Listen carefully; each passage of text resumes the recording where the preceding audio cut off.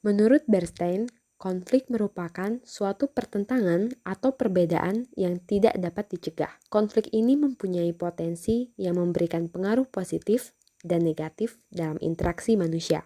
Konflik umum terjadi pada suatu negara ataupun melibatkan banyak negara.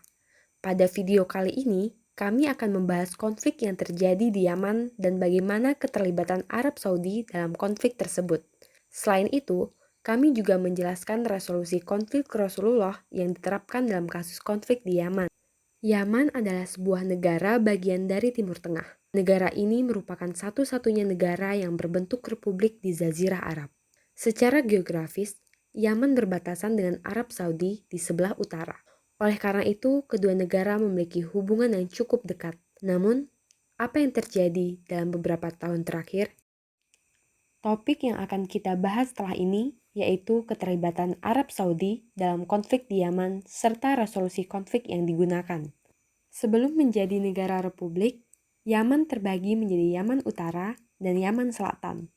Masing-masing memiliki kepala negara. Kemudian pada tahun 1990, kedua negara bagian tersebut bergabung menjadi satu kesatuan republik, dengan Ali Abdullah Saleh sebagai presiden yang dahulu merupakan kepala negara Yaman Utara, dan Ali Salim Bait sebagai wakil presiden yang dahulu merupakan kepala negara Yaman Selatan.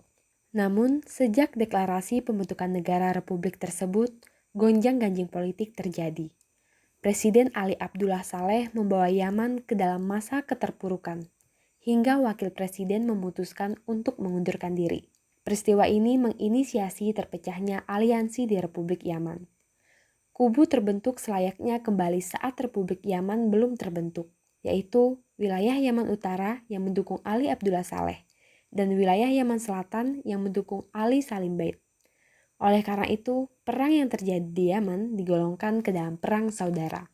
Konflik yang terjadi di Yaman merupakan konflik berkepanjangan, dimulai pada tahun 2004 saat kelompok Houthi aktif melakukan pemberontakan tingkat rendah terhadap pemerintahan Yaman. Siapakah kelompok Houthi?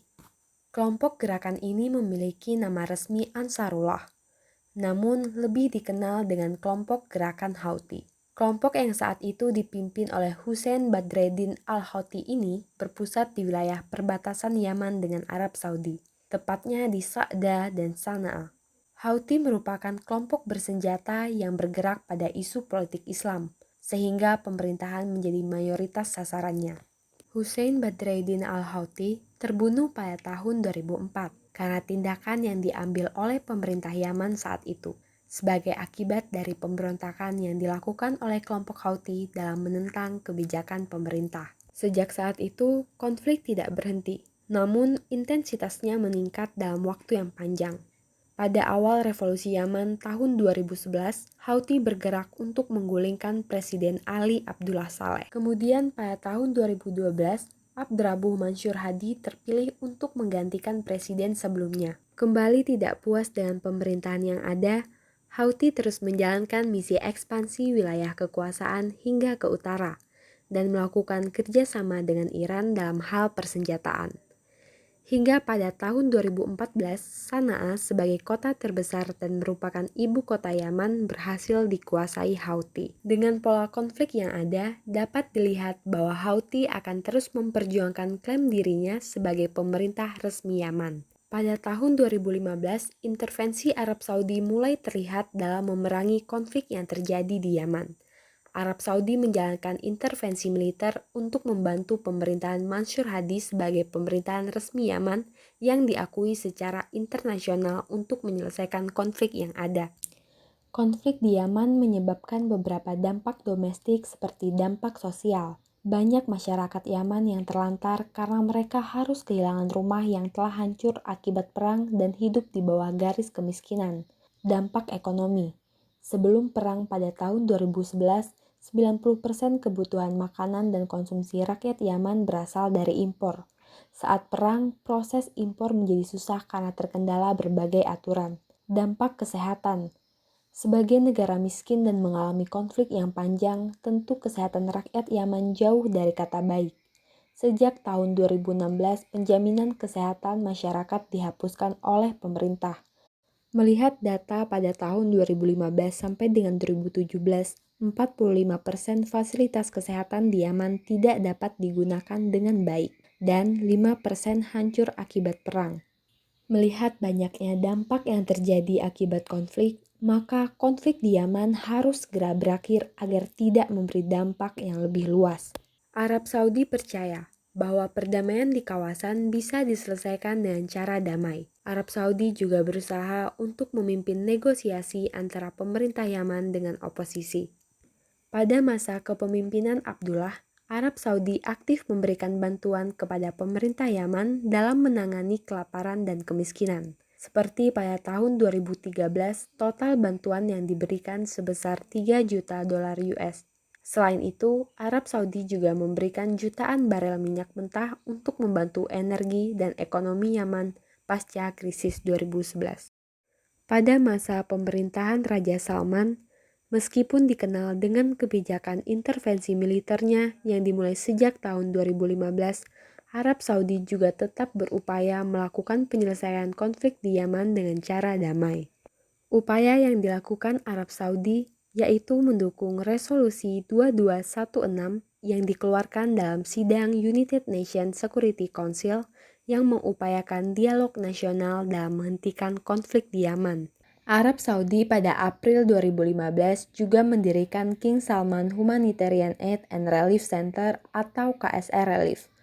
Sampai dengan tahun 2017, Arab Saudi dengan KSR Relief telah mengeluarkan 847 juta US dollar bantuan kemanusiaan berupa makanan dan kesehatan kepada masyarakat Yaman, 2,2 miliar US dollar kepada pemerintah Yaman, serta 1 miliar US dollar kepada Central Bank of Yemen.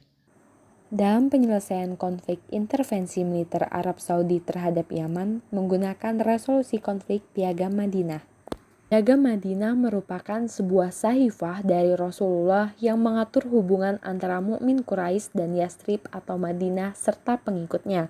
Piagam Madinah yang merupakan konstitusi pertama tertulis secara resmi dalam perjalanan sejarah manusia ini mendahului konstitusi manapun yang pernah ada di dunia, seperti Piagam Besar Magna Carta yang disepakati di Runnymede, Surrey tahun 1215. Konstitusi Aristoteles Athena yang ditemukan di Mesir pada tahun 1890 dan juga Perjanjian Riyadh yang akan kita bahas pada video ini.